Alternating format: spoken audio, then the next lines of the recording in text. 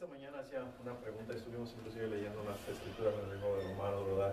Que nos dice Pablo, ¿quién nos separará del amor de Dios, del amor de Cristo?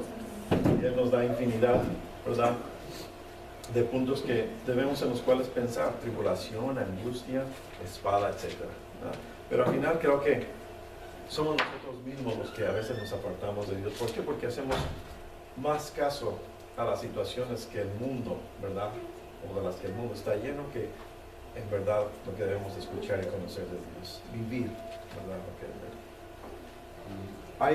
y detrás de todo esto del ser humano hay algo muy importante en la vida del individuo, en lo cual creo que muy pocas veces nos ponemos a pensar, ¿verdad?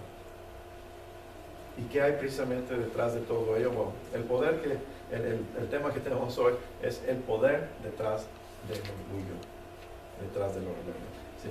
Le voy a pedir que abran su Biblia en el libro de Ezequiel, en el Antiguo Testamento, Ezequiel capítulo 28.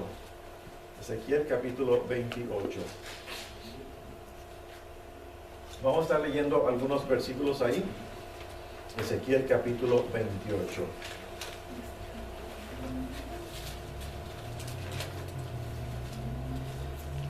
Antes de entrar en este tema, me gustaría mencionarle que todos sabemos que existe una crisis en el mundo. Todos sabemos que existe una crisis en el mundo. Una crisis de valores morales, una crisis de valores éticos, ¿sí? Sabemos que existe una crisis de valores políticos, de valores espirituales, ¿sí?, la cual está presente en todas las ciudades, tanto pequeñas como grandes, ¿verdad?, y en países desarrollados y subdesarrollados. ¿Sí? Todos sabemos que existe una crisis en el mundo. En otras palabras, estamos en guerra. Estamos en guerra. Ahora, algunos piensan que es una guerra política. O sea, un partido político contra otro partido político. Por ejemplo, como los conservadores contra los liberales, los idealistas contra los conservadores, los comunistas contra todos los partidos políticos, etc. ¿verdad? Otros, por otro lado, piensan que es una guerra cultural. O sea, unos tratando de imponer su cultura en otros y en el proceso destruyendo cualquier otra cultura que se interponga. ¿Verdad? Aún otros más piensan que es una guerra filosófica, una guerra de ideas, una guerra llena de conceptos, de diferentes formas de ver y apreciar la vida del ser humano. Pero la verdad es que es una guerra espiritual. Y escúcheme bien, es una guerra espiritual y no vamos a ganar la guerra, ni siquiera vamos a entender de qué se trata hasta que expongamos al enemigo el poder que existe detrás de todo ello. Por ejemplo, piensen esto. ¿Qué existe detrás de la industria del aborto? ¿Qué existe detrás de esa industria del aborto? Porque es una industria. Muchos se están volviendo millonarios asesinando bebés. Aún más, ¿qué hay detrás del imperio de las apuestas? ¿Qué hay detrás de esos carteles de narcotráfico? ¿Qué hay detrás de los productores pornográficos? ¿Qué hay por debajo de toda la perversión sexual que existe en el día de hoy? ¿Qué hay detrás de los hogares destruidos? En el mundo, ¿quién dirige todo esto? Les repito nuevamente, no vamos a ganar la guerra si pensamos que esta es una guerra política, si pensamos que es una guerra filosófica o económica, ¿sí? Y lo trágico es que en términos generales ni siquiera nos estamos presentando para la batalla. Ni siquiera. Estamos en una guerra espiritual y el enemigo es Satanás. ¿Okay? En estos versículos, empezando el versículo 11 y 12 de Ezequiel 28, 11 y 12 que lo tenemos aquí, dice, ve lo que dice aquí en estos versículos. Dice 11, y vino a mí la palabra del Señor diciendo, hijo de hombre, eleva una elegía sobre el rey de Tiro y dile, así dice el Señor Dios, tú eras el sello de la perfección, lleno de sabiduría y perfecto en hermosura. ¿Sí? ¿Qué significa esto? Bueno, primero nos dice la Escritura que existía un rey antiguo, ¿verdad? El cual era gobernador político, ¿verdad?, de aquellos tiempos. Y se le mandó, se le envió al profeta Ezequiel que le predicara, más que nada que le advirtiera y que le dijera las malas noticias en su contra, ¿verdad? Pero el profeta Ezequiel, él vio a través del rey de Tiro o por sobre él, llegando al verdadero poder detrás del trono. A lo que me refiero es esto. En muchas ocasiones Dios se dirige a Satanás a través del instrumento que él ha utilizado. Por ejemplo, en el huerto, ¿verdad? En el huerto del Edén sabemos que la serpiente estaba ahí, ¿verdad? Pero Dios se dirigió a Satanás a través de la serpiente, quien usaba a la serpiente, ¿verdad? En el Nuevo Testamento, si recuerda, Jesucristo se dirigió a Satanás a través de Simón Pedro, ¿sí? Él dijo algo, Jesús le dijo algo que probaba que había un poder detrás de Pedro, aun cuando el mismo Pedro ni siquiera estaba consciente que estaba siendo usado, ¿sí? Jesús mandó en Mateo 16:23, mirando fijamente a Pedro, ¿sí?, le dijo: quítate de delante de mí, Satanás. Dice, me eres piedra de tropiezo. Dice, ¿por qué? Porque no estás pensando en las cosas de Dios, sino en las de los hombres. ¿verdad? En otras palabras, había un poder detrás de la serpiente, había un poder detrás de Pedro, había un poder detrás del rey de Tiro. ¿Sí? Vamos a la escritura, vea conmigo en la Biblia. Ezequiel 28, vamos a leer varios versículos desde el 11 hasta el 15. 11 dice, Ezequiel 28, 11. Y vino a mí la palabra del Señor diciendo: Hijo de hombre, eleva una elegía sobre el rey de Tiro y dile, así dice el Señor Dios, tú eras el sello de la perfección, lleno de sabiduría y perfecto en hermosura. En el Edén estabas en el huerto de Dios. Toda piedra preciosa era tu vestidura, y empieza, el rubí, el topacio, el diamante, el berilo, el ones y el jaspe, el zafiro, la turquesa y la esmeralda. Y el oro, la hechura de tus engastes y de tus encajes, estaba en ti. El día que fuiste creado, fueron preparados, dice. 14. Tú, querubín protector de alas desplegadas, yo te puse ahí. Estabas en el santo monte de Dios, andabas en medio de las piedras de fuego. 15. Perfecto eras en tus caminos, desde el día que fuiste creado hasta que la iniquidad se halló en ti. Amén. ¿Sí? Primero, aquí Dios está hablando de Satanás, del príncipe de las tinieblas. Y Dios lo describe en este pasaje. ¿Sí? Ahora, existen 4 puntos básicos. 4 puntos básicos que me gustaría que comprenda acerca de Satanás, ¿verdad? Y lo primero es, el primer punto básico es, Dios no creó un diablo. Dios no creó un diablo. Él fue creado en absoluta perfección. El diablo no es un ser creado por Dios. Dios no creó un diablo, porque cuando Dios creó a Satanás, él no era Satanás. Cuando Dios lo creó, él era un querubín, era un ángel. Fue creado, como dice la escritura, en absoluta perfección, ¿verdad? Nota el versículo 15, 28:15 dice Ezequiel, perfecto eras, dice, en tus caminos desde el día que fuiste creado hasta que la iniquidad se halló en ti. ¿Sí? Mira, algunas personas se preguntan, bueno, ¿de dónde salió el diablo? O aún más se preguntan, ¿por qué lo creó Dios? Bueno, Dios no creó al diablo como al diablo, ¿verdad? Dios lo creó en absoluta perfección. Por ello la Biblia dice que Él era perfecto cuando fue creado, ¿verdad? Él sobrepasaba en belleza y era supremo en sabiduría, y su nombre era Lucero, Lucifer, ¿verdad?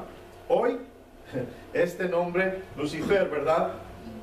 A nosotros nos suena como un nombre perverso a causa de su connotación negativa, ¿verdad? Pero en sí, el nombre de Lucifer literalmente significa portador de luz, ¿sí? En otras palabras, él era un individuo radiante.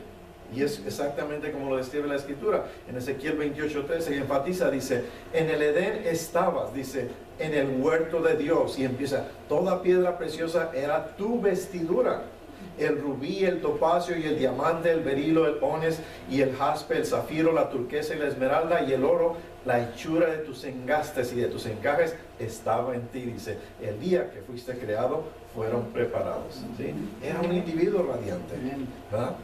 Entonces, y aquí en este mismo verso 13 dice que, o nos muestra que Él estaba en el huerto del Edén, ¿verdad? Ahora, en el siguiente versículo, versículo 14, Ezequiel 28, 14 dice, tú querubín, protector de alas desplegadas, yo te puse ahí, dice, estabas en el santo monte de Dios, andabas en medio de las piedras de fuego, ¿sí? Ahora, aquí, cuando la Biblia menciona el santo monte de Dios en el Antiguo Testamento, más que nada habla de la autoridad de Dios, ¿sí? Su gobierno, es decir, Él estaba en el preciso lugar de autoridad.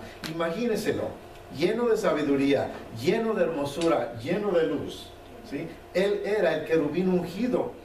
Y en este mismo, ¿verdad?, versículo que acabamos de ver, enfatiza, dice, tú querubín protector, dice, de alas desplegadas. O sea, significa que Él extendía sus alas ante el trono de Dios. Imagínense nada más qué creación tan hermosa fue esta. Además, hablando de los querubines son el rango más alto de los ángeles. Y Él era el más grande de ellos, de entre ellos. El más grande. ¿Sí? Ahora, en Ezequiel 28, el versículo 18 dice, por la multitud de tus iniquidades, por la injusticia de tu comercio, dice, profanaste tus santuarios. Profanaste tus santuarios. ¿Qué es un santuario? Es un lugar de adoración, ¿sí? Él estaba en el santuario, como dice la Escritura, en el monte santo de Dios. Pero recuerde esto, Él era un ser creado, ¿ok? Versículo 15, 28, 15 dice, perfecto eras en tus caminos, desde el día que fuiste creado, ¿hasta cuándo? Dice, hasta que la iniquidad se halló en ti. ¿Sí? Miren, jamás piense que Satanás es igual a Dios o eterno como Dios. Nunca piense que de algún modo existe una forma de dualismo en el universo. Nunca. O sea, nunca piense que Satanás siempre ha existido de eternidad en eternidad, igual como ha existido Dios el Padre. No. Nunca ha habido un tiempo cuando Dios no era. Dios siempre ha existido. Pero sí hubo un tiempo cuando Satanás no era. ¿Okay? Recuerde, Él fue creado. Y cuando Él fue creado, no fue creado como diablo, sino como el lucero, hijo de la mañana. ¿Sí? Él llegó a ser Satanás, el padre de la noche, cuando cayó. O sea, cuando se rebeló contra Dios. Mas Él fue creado en perfección absoluta. Siempre recuerde eso. ¿Sabe cuál es, creo yo, es el problema con muchas personas el día de hoy? El problema con muchas personas el día de hoy es que no llegan a comprender que Satanás fue un ser creado primero y que el Dios mismo que lo pronunció en la existencia es el mismo Dios que lo pronunciará en el olvido. ¿Sí? Nosotros, ¿verdad? Nosotros hoy no nos preguntamos, por ejemplo, quién va a ganar como si hubiese un tipo de batalla entre dos grandes fuerzas cósmicas. No. ¿Sabe lo que es un antónimo? Un antónimo es lo opuesto. Déjame dar un ejemplo. Por ejemplo, yo digo grande, usted dice pequeño. Es lo opuesto. Yo digo rico, usted dice pobre. ¿Sí? Yo digo Dios, y si usted dice diablo, Satanás, ese es un error. ¿Por qué? Porque Satanás no es lo opuesto a Dios. Satanás no es lo opuesto a Dios. ¿Por qué? Porque Dios no tiene opuesto. Dios es único. No existe nadie como Él. ¿Sí? Usted no puede tener un opuesto para Dios, mucho menos uno igual. Dios es Dios. ¿Sí? Satanás no es lo opuesto de Dios. Satanás, recuerde, es un ser creado. Es un ser creado. ¿Sí? Ese es el primer punto básico que debemos entender. Aquí Dios no creó un diablo. Segundo punto básico es que Él fue corrompido por el orgullo. Por el orgullo. ¿Sí? En Ezequiel 28, versículos 16 y 17 nos dice aquí, y aquí lo tenemos, dice, a causa de la abundancia de tu comercio, te llenaste de violencia y pecaste, dice. Yo pues te he expulsado por profano del monte de Dios y te he eliminado, querubín protector, de en medio de las piedras de fuego. 17. Se enalteció, dice, tu corazón a causa de tu hermosura. Corrompiste tu sabiduría a causa de tu esplendor. Te arrojé en tierra, te puse delante de los reyes para que vieran en ti un ejemplo. ¿Sí? O sea, aquí estaba un ser cuyo corazón que se enalteció. Su corazón se llenó de arrogancia. ¿Verdad? En otras palabras, y escúcheme muy bien, fue el orgullo, fue el orgullo lo que hizo al diablo, diablo. Porque mire, nada hace, y escúcheme muy bien, nada hace a un hombre, a un ser humano más vulnerable a caer que la presunción, la soberbia, el orgullo, la altivez de espíritu. Dios no creó a un diablo, Dios creó a un santo ángel, pero este santo ángel se enalteció con orgullo. Aún más, mire, cuando Dios creó a Lucifer, Dios le dio la capacidad de escoger entre el bien y el mal. Y el ángel Lucero escogió el mal. Y el motivo, ¿sí? El motivo de su elección, ¿qué fue? Fue su orgullo.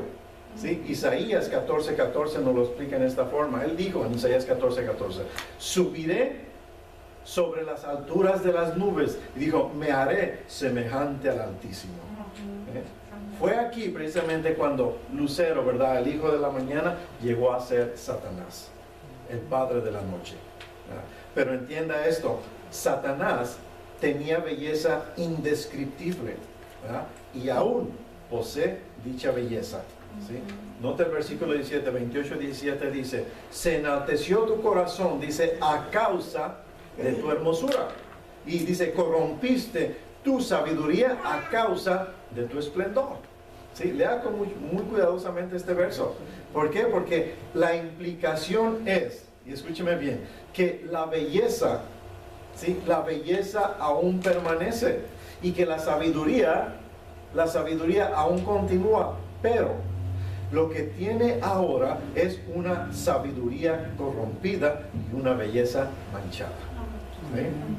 Satanás es aún sabio, pero su sabiduría es corrupta. Satanás es aún hermoso, pero su belleza está manchada. En otras palabras, Satanás es brillantemente y grotescamente hermoso. ¿Sí? Así que no piense que porque Satanás ha pecado contra Dios, usted debe buscar un monstruo, como dibujan, con piel roja, ¿verdad? Con cola, con cuernos, etc. No. Así no lo describe la Biblia. El diablo no es un monstruo repulsivo. Ese es solo su carácter. Pero esa no es su apariencia. Esta es su apariencia. Su apariencia, y es como un camuflaje. Pablo nos lo dice en 2 Corintios 11, 14 y 15, dice, y no es de extrañar, dice, pues aún Satanás, ¿qué hace? Dice, se disfraza como ángel de luz. O sea, en otras palabras, pretende ser lo que no es. Dice, por tanto, no es de sorprender que sus servidores también se disfracen como servidores de justicia, cuyo fin será conforme a sus obras. ¿Sí? Aquí, ¿verdad? Pablo, él está hablando inclusive de ministros, los ministros de Satanás. Y él enseña que se les puede encontrar en el ministerio.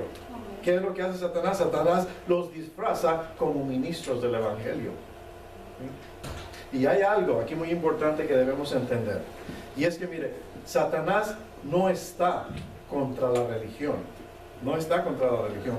Él es más bien el cabecilla de la religión. ¿Por qué? Porque él siempre ha querido ser como Dios. Él siempre ha añorado, deseado ser adorado, ¿verdad? Y la forma en que él le tienta a usted, lógicamente es en la forma que sea como Dios, pero a la manera de Satanás. Por ejemplo, mira, déjeme dar un ejemplo. Y fue precisamente lo que le dijo a Eva. En Génesis 3, versículos 3 y 5, dice, pero del fruto del árbol que está en medio del huerto, ha dicho Dios, no comeréis de él ni lo tocaréis para que no muráis. ¿Verdad? Versículo 4 dice, mire, créame, Satanás es el maestro del engaño. No piense que usted le reconocerá con ingeniosidad humana, no. En Mateo 24 nos dice la escritura, dice, porque se levantarán falsos cristos y falsos profetas, dice, y mostrarán aún, ¿verdad? Dice, grandes señales y prodigios. ¿Para qué? Para así engañar, de ser posible, aún a los escogidos. ¿Sí? Esa es la razón por la cual debemos caminar muy cercanamente con Dios. ¿Sí? Satanás es una criatura creada. Y créame, su derrota está tan cierta como su existencia. Y usted no tiene que servirle. Él siempre ha querido ser adorado. Y miren, en las iglesias liberales, en las iglesias mundanas e inicuas y en las sectas falsas, Él está ahí. Él está ahí. ¿Sí? Y todo esto es lo que vamos a ver más y más y más en los últimos días. Cuando Pablo escribió en la primera carta de Timoteo, en 1 Timoteo 4:1 le dice, pero el Espíritu dice claramente que en los últimos tiempos, dice, algunos apostatarán de la fe, dice, prestando atención a espíritus engañadores y doctrinas de demonios. ¿Verdad? Así que, mire, comprendamos esto. Satanás fue creado en perfección, pero se corrompió por su orgullo. Él se enalteció a causa de su belleza y dijo, yo soy demasiado sabio, yo soy demasiado hermoso, grande y magnífico para ser menos que Dios. ¿Verdad? Así que él fue corrompido por el orgullo. ¿Sí? Es el segundo punto. Un tercer punto que encontramos aquí es que Satanás continúa con poder. ¿Sí? Satanás continúa con poder. ¿A qué me refiero? Mire, a veces tenemos la idea que él hoy no tiene ningún poder en este mundo. Pero escuche lo que dice el versículo 16. Ezequiel 28:16 dice, a causa de la abundancia de tu comercio, te llenaste de violencia, dice, y pecaste. ¿Sí? Y pecaste. En otras palabras, Satanás dirige el control maestro. ¿Cómo? Manipulando los corazones, manipulando las mentes de las personas. Es por ello que vivimos en una sociedad tan violenta. Él es el instigador. ¿Sí? Ahora, pero ¿por qué Dios permite que tenga poder? ¿Por qué Dios simplemente no lo elimina? ¿Por qué no lo elimina? ¿Por qué Dios tan solo no lo destruye? Bueno, déjeme decirle, si Dios hiciera eso, Él no estaría trabajando según su plan, Él no estaría trabajando según su santidad y su justicia. ¿Por qué? Porque Dios tiene un plan y Dios lo está llevando a cabo, y dicho plan está en perfecta sincronización con su santidad. Déjeme darle un ejemplo. En Hebreos 2, versículo 14 dice, así que por cuanto los hijos participaron de carne y sangre, Él, refiriéndose a Jesús, Él igualmente, dice, participó también de lo mismo. ¿Para qué? Para anular mediante la muerte el poder de aquel que tenía el poder de la muerte, es decir, el diablo. ¿Sí? ¿Ve el plan de Dios? En otra palabra, esto es lo que la Escritura nos dice acerca de Satanás y su destrucción. ¿Sí? La Escritura dice que, ¿verdad?, Jesús también participó de lo mismo, es decir, que Jesús vino en carne y sangre, Dios encarnado. ¿Verdad? Él tomó un cuerpo humano, ¿para qué? Para destruir por medio de la muerte al que tenía el imperio de la muerte, esto es, al diablo. Y si nos preguntamos por qué Dios no lo destruye, Dios simple y sencillamente nos dice, no, yo pondré a mi hijo en la cruz. ¿Y por qué dice que Jesús participó de carne y sangre? Porque somos de carne y sangre, para que Jesús pudiera destruir por medio de la muerte, ¿verdad?, al que tenía el imperio de la muerte, el diablo. ¿Sí? Porque la Escritura misma dice que la paga del pecado es muerte, ¿verdad? Y somos pecadores y la merecemos, y Dios es santo y justo. Así que Dios no puede pasar por alto el pecado. El pecado debe ser castigado. Y si Dios tan solo matara al diablo, destruyera al diablo y nos llevara al cielo sin castigar el pecado, Dios dejaría de ser un Dios santo y justo. Amén. Ahora mire, hay algo que debemos comprender en todo esto. Y esto es la base del inicio, vamos a decir. El dominio del hombre, el cual se le había dado desde el principio, se perdió. Se perdió legalmente. Y se recobrará legalmente. En otras palabras, Dios dijo, un hombre lo perdió, ¿sí?, y un hombre lo rescatará. O sea, el primer Adán lo perdió, el segundo Adán lo recuperará. ¿Sí? Es por ello que Dios lo lleva todo a cabo en su plan perfecto. Y la batalla que comenzó en el cielo se ganará aquí, en la tierra.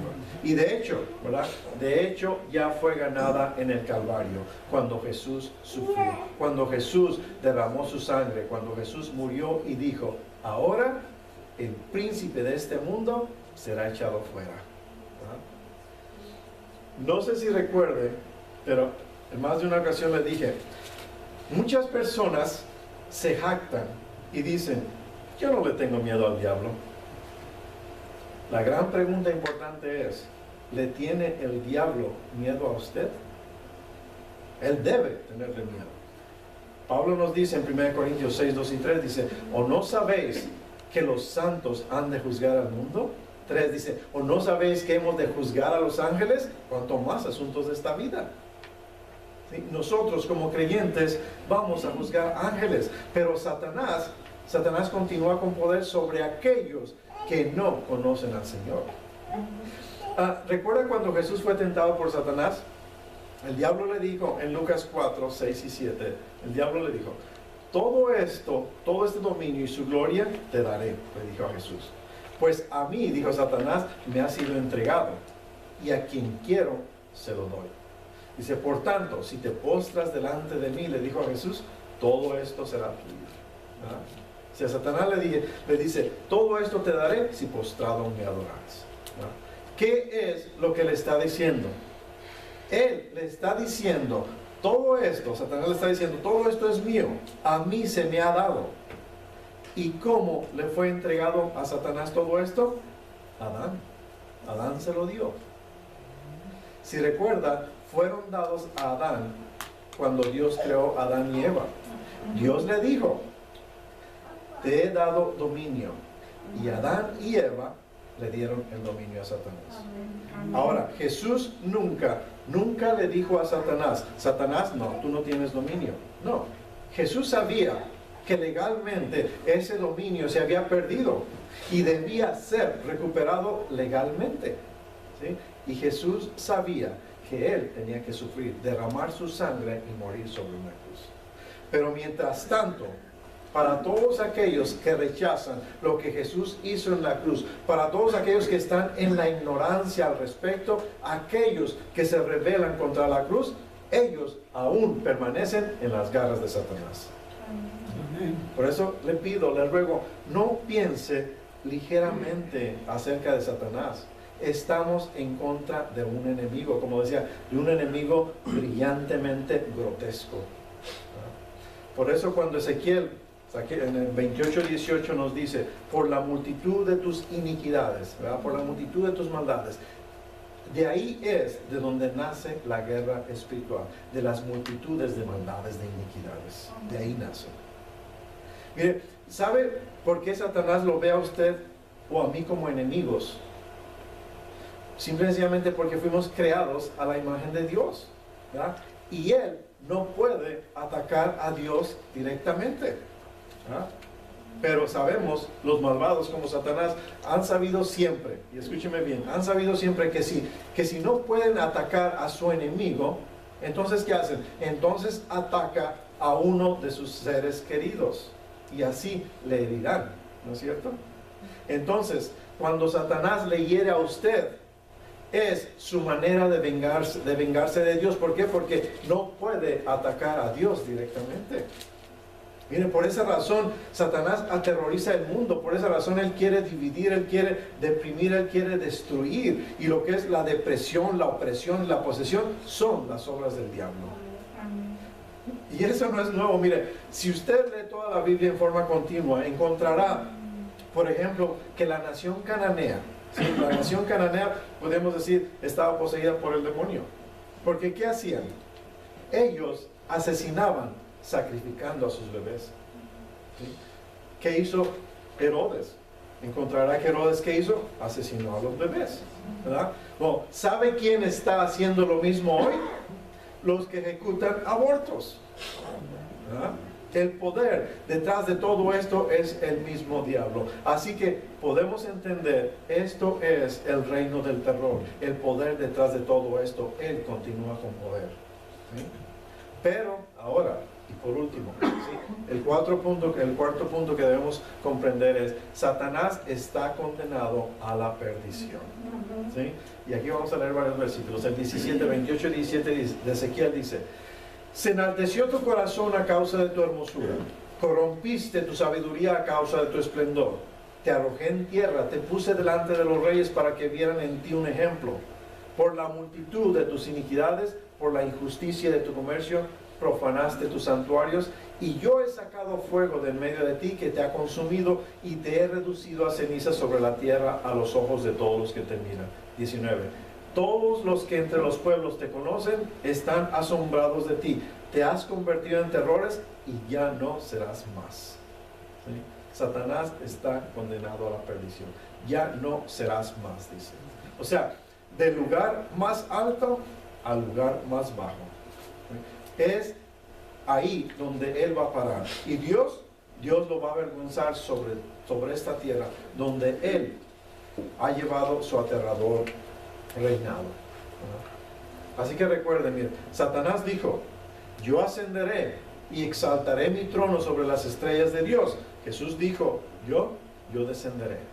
Jesús, ¿qué hizo? Jesús descendió del cielo a esta tierra y Jesús destruyó a Satanás en el Calvario. Es lo que dice la Escritura, para destruir por medio de la muerte al que tenía el imperio de la muerte. ¿Verdad? Y cuando Jesús estaba en la cruz, Él inclinó su cabeza y dijo, consumado es. Consumado es. Jesús no dijo, estoy consumado, o sea, acabado, derrotado, aniquilado. No, Él dijo, consumado es. ¿Qué está consumado? La deuda. La deuda del pecado está totalmente pagada. Las profecías están cumplidas en Él. El reino de Satanás está extinguido, acabado. Satanás está paralizado. Luego pusieron a Jesucristo en una tumba por 3 días y 3 noches. ¿Sí? Tal vez, ¿verdad? En ese momento la muerte gritaba de gozo. Él estaba acabado burlándose, ¿verdad? Oh, pero el domingo por la mañana, Jesús, ¿qué hizo? Se levantó, dobló su manto y salió de la tumba. ¿Sí? Jesús hizo que se moviera la piedra. Ahora escúcheme con cuidado. Él no la movió para poder salir. Simplemente la movió para que la gente pudiera entrar. Él es el camino, Él es la resurrección, Él es la vida. ¿Sí? Así que la muerte, ese ministro de maldad dirigido por Satanás, ve a Jesús resucitar victorioso. ¿Qué hace la muerte? La muerte retrocede. Jesús le arrebata la corona, le quita las llaves de la muerte, ¿sí? Del infierno y de la tumba, y sale de esa sepultura. Eso está consumado.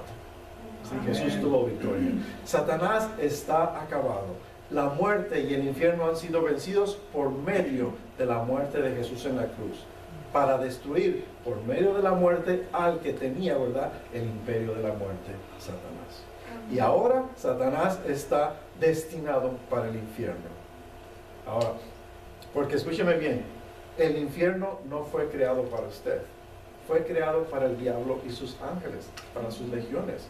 Ahora, usted puede ir al infierno si lo desea, ¿verdad?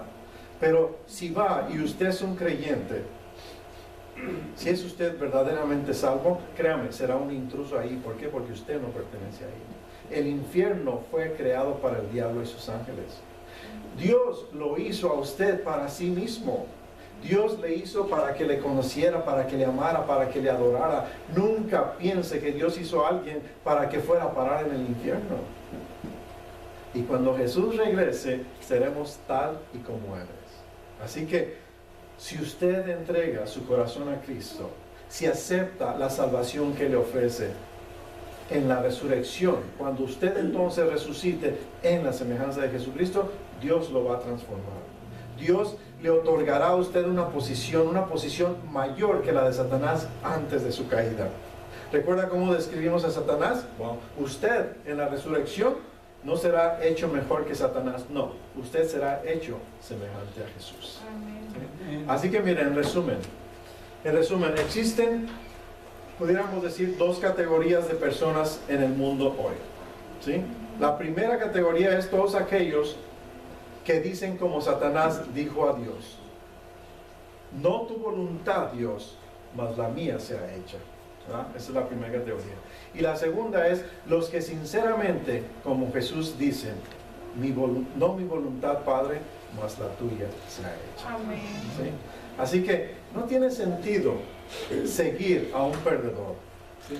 Entregue su corazón a Jesús, ríndase a Él, arrepiéntase de sus pecados y recíbale por fe. Y créame, Jesús transformará su vida. Amén. Créame, a Él unidos a Él, ¿verdad? No moriremos. ¿Por qué? Porque con su sangre Él nos compró, Él pagó el precio. Él es el que intercede hoy por nosotros, ¿sí? Gran sacerdote, quien por siempre vivirá. Dice, pues Dios, ¿verdad? El justo aceptó su sacrificio que hizo por nosotros. Pónganse de pie, por favor.